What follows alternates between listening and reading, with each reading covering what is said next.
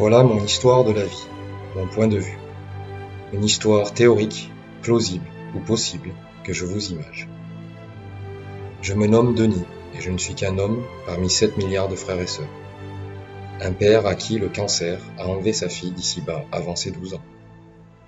Une histoire que j'écris grâce à elle pour donner la foi à son petit frère de 7 ans pour qu'il croie en elle. L'histoire de la lumière.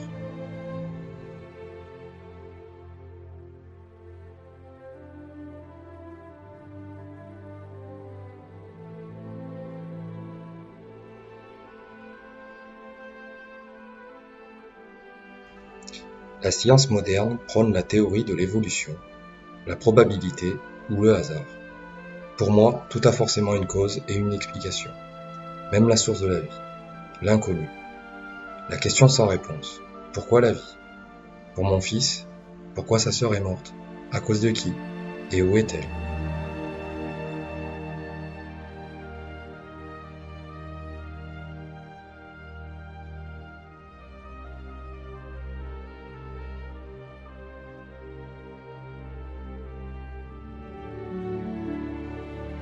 La religion et la science moderne étant trop compliquées pour un enfant. Les seuls mots religion et science étant la source de division des adultes qui nous gouvernent et tout ce qu'il en découle. Guerre, famine, maladie. Imaginez-vous dans l'esprit d'un enfant qui regarde où en est la victime. Adultes, nos enfants sont notre responsabilité. Ils n'ont pas à subir nos malentendus ou ceux qui nous soumettent. Ils ont une confiance aveugle en nous.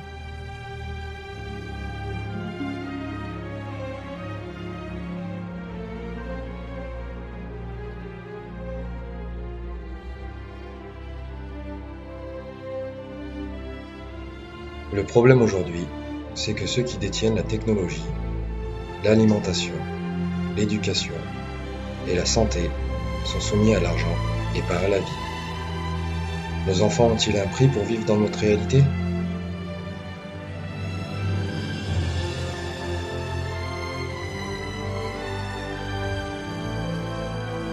Aucun parent ne doit vivre ça et je peux en témoigner.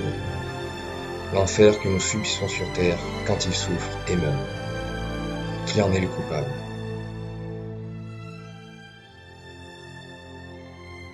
Compliqué d'être un homme dans un monde où ceux qui gèrent sont jaloux et se mentent les uns les autres, pour savoir qui détient le pouvoir et obtiendra la couronne, afin d'obtenir l'argent, la gloire et le contrôle. Et nous qui sommes en bas, observons, souffrons et mourrons en nous soumettant à leurs lois mensongères. Ils nous isolent les uns les autres pour éviter les rassemblements, les groupes de parole. Ne sommes-nous pas libres de penser ou parler pour être le changement? Doit-on nous soumettre à ce système qui fait taire ceux qui peuvent être ce changement? Tout ça car leur découverte dans la santé ou la technologie ne rapporte pas d'argent? Tous ces secrets pour l'histoire d'un Dieu qui paie contre la souffrance et la mort. Tout ça me dégoûte. Voyez plutôt ce discours ancien qui dénonce cette tromperie.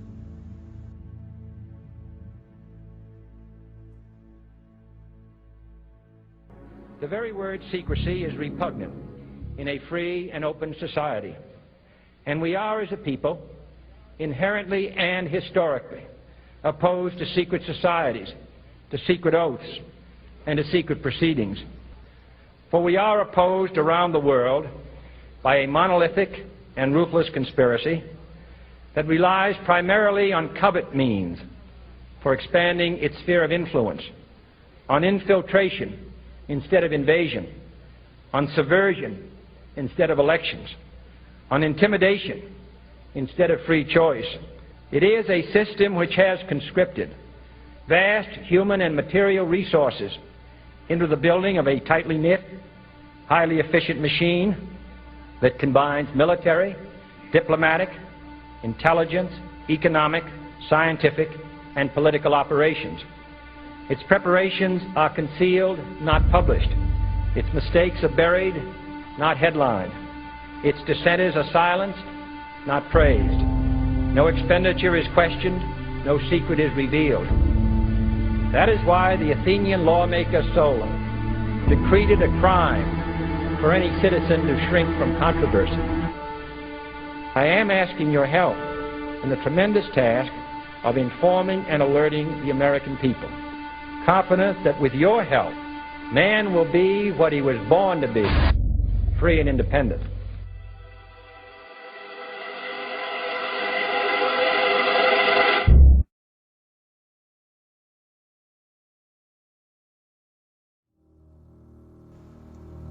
Voilà un homme qui voulait le bien de tous et qui en est mort. Comme je l'ai dit à ma fille, passe-lui le bonjour, il a tout mon respect.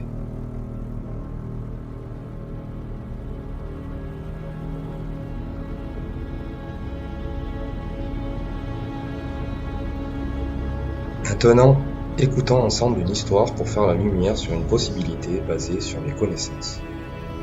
D'un coupable qui agit depuis toujours, mais que l'on voit tous les jours. Je ne suis ni savant, ni scientifique, juste normal, triste, déterminé, et très curieux. Je cherche ma fille Luna.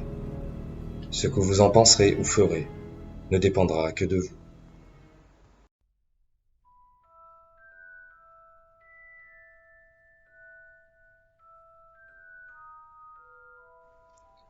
Il était une fois dans le noir, une petite lumière en son centre. Le temps et l'espace n'existent pas. Cette lumière est le roi, le plus grand magicien. Il se surnomme Alala, car malgré ses pouvoirs magiques dont il est le seul à connaître le secret, il se sent triste et seul dans son obscurité. Seul dans le noir, le néant, seul dans sa pensée unique, punition unique de sa solitude. Le roi mort, sans mouvement, lumière figée dans l'obscurité. Vu qu'il est le roi et qu'il a la connaissance, il décide grâce à sa plume magique de lancer tous ses rayons lumineux en lui, dans le but de créer un monde gigantesque où tout est possible, seul dans sa propre lumière.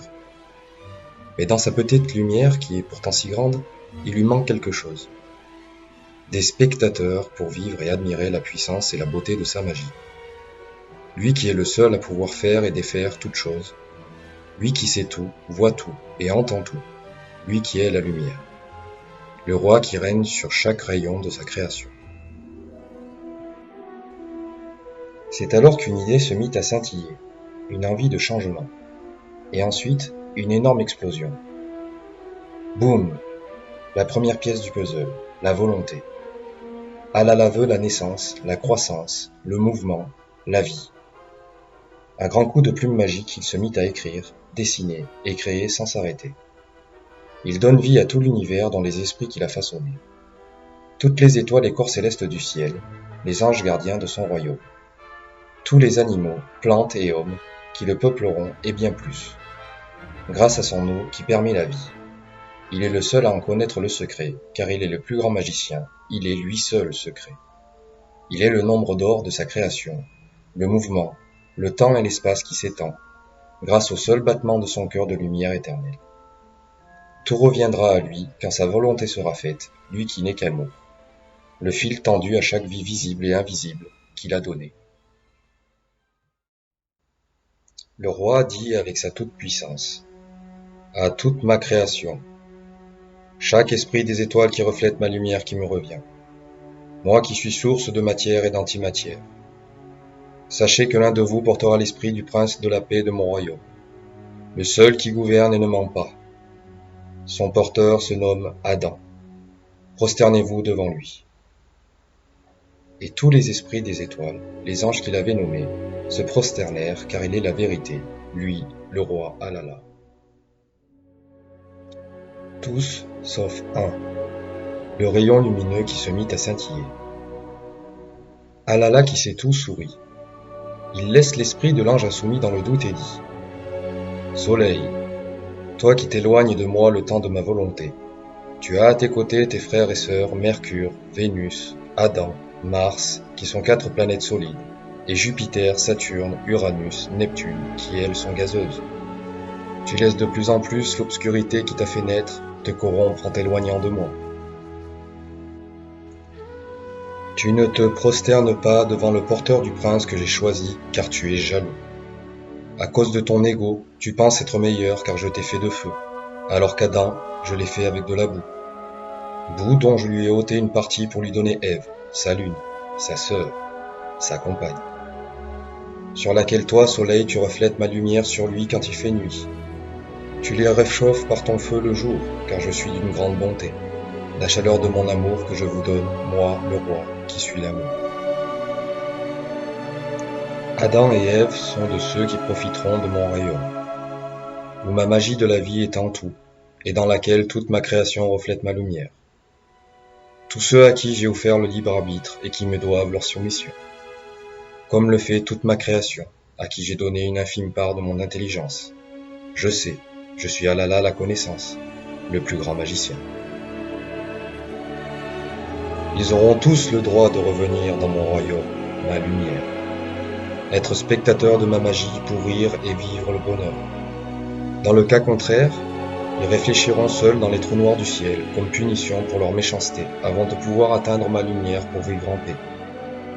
Sauf toi, soleil, et ceux qui croient en toi. La porte du royaume leur sera fermée pour l'éternité. Moi qui suis la clé. Ils demanderont de l'aide dans tes flammes. Eux qui ont préféré te donner leur lumière. Ils sont tes complices, et toi l'accusé, car je suis le roi, je juge.